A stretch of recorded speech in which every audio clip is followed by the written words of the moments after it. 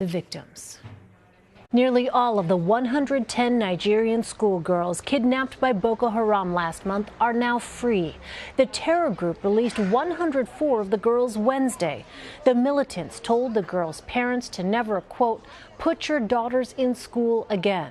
One of the freed girls told reporters she and the others were released because they are Muslim. She said Boko Haram is still holding one Christian girl captive and 5 others died in captivity. That has not been confirmed. Karen Attiah is Global Opinions editor for The Washington Post. She's written extensively on the topic of kidnapped schoolgirls in Nigeria. She joins me now from Washington. Thanks for joining us, Karen. Thanks for having me, Elaine. Well, what do we know about why Boko Haram returned the girls?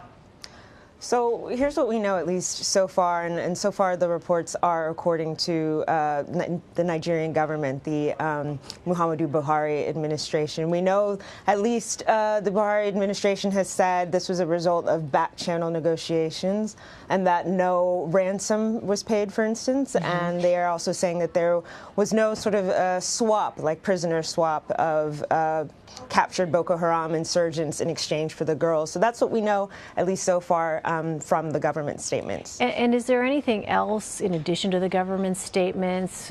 You mentioned that the government said that it was a, quote, back channel, but is there any kind of sense whether the government did in fact pay ransom? Right. I mean, it's interesting because Muhammadu Buhari has alluded to in the past that they would be willing to do whatever it takes to, first of all, bring back the Chibok girls home. The Chibok girls were the famous girls 4 years ago almost that were kidnapped in Chibok, and many of them are still actually missing. So I don't think you can necessarily rule out, right, that other means were tried to get these girls back, particularly if you consider the fact that the Bring Back Our Girls episode with the Chibok girls, the nearly 300 girls that were abducted in April 2014, I think you can rightfully say was the one issue that brought international attention to the Boko Haram plight, and I would say even helped to weaken and bring down and bring a lot of criticism on Goodluck Jonathan, the former Nigerian president. So the Buhari administration would understandably not like to have another Chibok situation on their hands. And Karen, what is the broader objective here behind Boko Haram's repeated kidnappings of schoolgirls?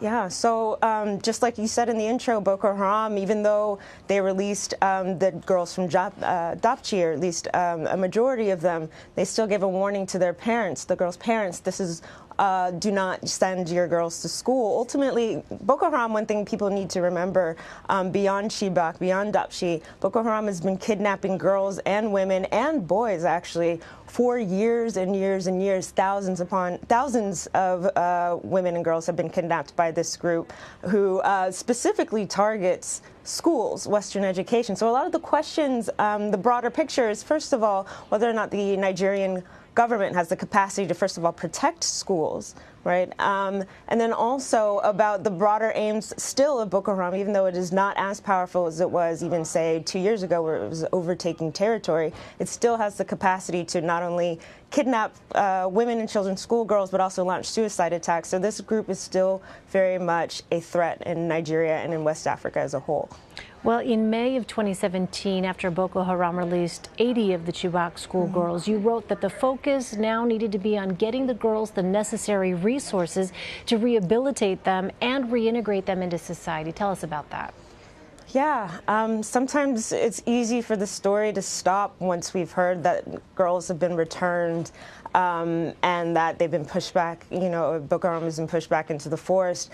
We have to still think that these girls, again, luckily, Dapchi, they were not held for months and months or years at a time, but very often the girls that are held by Boko Haram have been raped. They have been abused. Even the ones who do make a chance to escape, when they do return to their communities, they're mentally traumatized. They're emotionally traumatized. A lot of them end up pregnant, obviously, and are in need of safe maternity care as well. And one thing about this is that the United States, through funding the UN Population Fund, was a part of helping the recovery efforts. And in the last years, with the Trump administration withdrawing support for UNFPA, it's harder and harder for some of the aid groups to be able to provide support for rescued girls. So I think that's one thing we do need to keep an eye on, even for the Dapchi girls, and even for those who are still recovering from being kidnapped by Boko Haram, is, are they getting the support they need? Are they being accepted back into their communities? Are they even just on the very basic level getting new clothes and emotional support? So I think that is one thing that we need to pay attention to and keep an eye on. An incredibly important story. Karen Attiah, thank you so much, Karen.